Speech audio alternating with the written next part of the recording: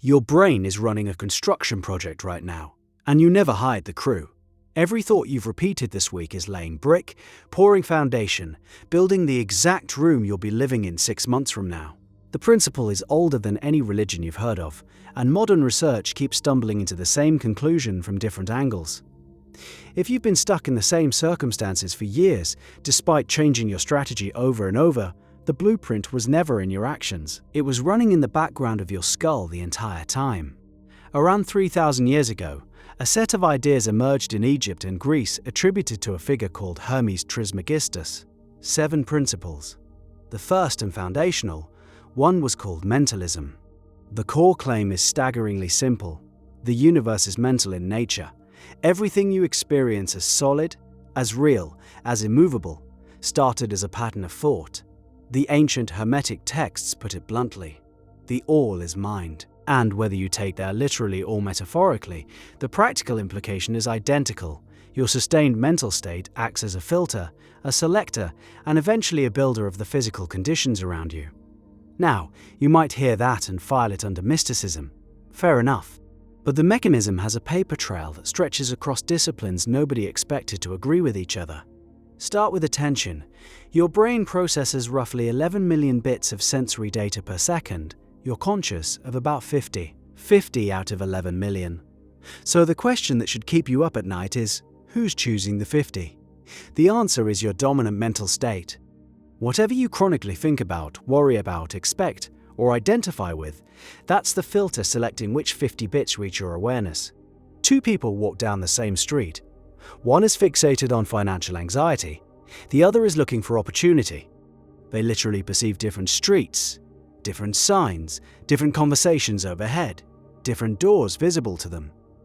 This is where the Hermetic principle stops being philosophy and starts being operational. Your persistent mental state determines what you notice. What you notice determines what you act on. What you act on determines what results show up in your physical life. The chain is mechanical, predictable, and it's running whether you're aware of it or not. Researchers at University College London studied something called expectation bias using brain imaging. When subjects expected to see a certain image, their visual processing regions activated before the image appeared. The brain was constructing the expected reality before the eyes confirmed it. Your mind is always building the next frame before the data arrives, and it builds based on whatever pattern you've been running most frequently. So what happens when someone spends 3 years anxious about money? The filter locks in. Opportunities for financial improvement exist in the same environment, same job market, same network, same city, but the 50 bits being selected are all threat signals.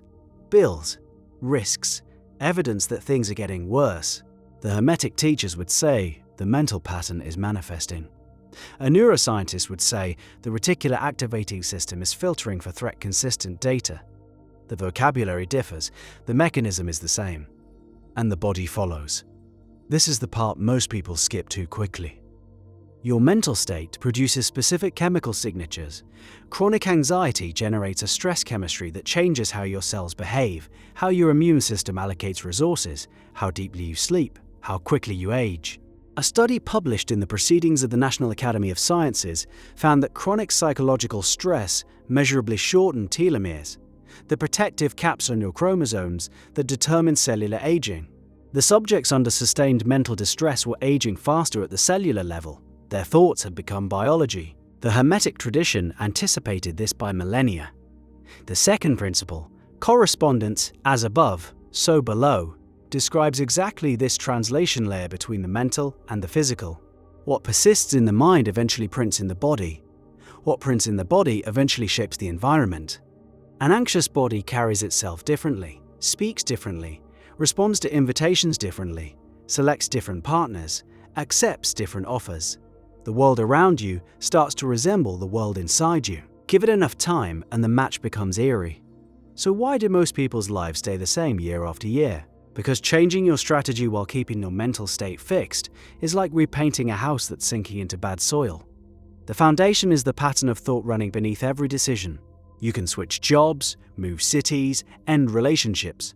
If the underlying mental architecture persists, you'll rebuild the same room in a different zip code. You've watched someone do this. Maybe you've done it yourself. New city, same problems. New relationship, same dynamic. The scenery changed. The mind didn't. The practical question becomes, can you actually change your dominant mental state? Critics of Hermetic thinking say it's magical wishful nonsense. That's the strongest objection, and it deserves a real answer. Wishful thinking, a single positive thought floating through an otherwise anxious mind, changes nothing. The Hermetic principle specifies persistent mental state, chronic pattern, default mode. That's a different animal entirely. And the evidence that default mental patterns can shift is substantial. Clinical work on cognitive restructuring has shown measurable changes in both brain function and life outcomes when patients systematically alter their habitual thought patterns over periods of weeks and months. The shift requires sustained effort and honest self-observation. The ancient texts never promised it would be easy. They promised it would work. There's a specific exercise the Hermetic tradition emphasizes that maps directly onto modern approaches: controlled mental rehearsal. You construct a vivid, detailed mental experience of the state you intend to create, and you sustain it long enough and frequently enough that the brain begins treating it as familiar rather than foreign. Once it's familiar, the filter shifts. New data gets selected from those 11 million bits. Different 50 bits reach awareness. Different actions follow. Different results materialize. Researchers at the Cleveland Clinic found that subjects who performed purely mental rehearsal of muscle contractions, no physical movement whatsoever, increased muscle strength by up to 35% over 12 weeks. The control group, doing nothing mental or physical, showed no change. The mind's sustained pattern altered the body's physical capacity. Bone and muscle responded to thought alone. If that doesn't make you reconsider the boundary between mental and physical, consider what else you've been rehearsing without realizing it. Every worry is a rehearsal. Every catastrophic scenario you run while lying in bed at 3 a.m. is a vivid, emotionally charged mental construction. You've been doing the exercise already, just pointed in a direction you'd never deliberately choose. The Hermetic framework offers one more piece that modern science is still catching up to. The principle of vibration states that everything is in motion. Everything vibrates, and the rate of vibration determines its nature. Thought vibrates fast, matter vibrates slow, but they exist on the same spectrum. The implication is that sustained thought doesn't just influence matter through behavior chains and filtering, it operates on a more fundamental level.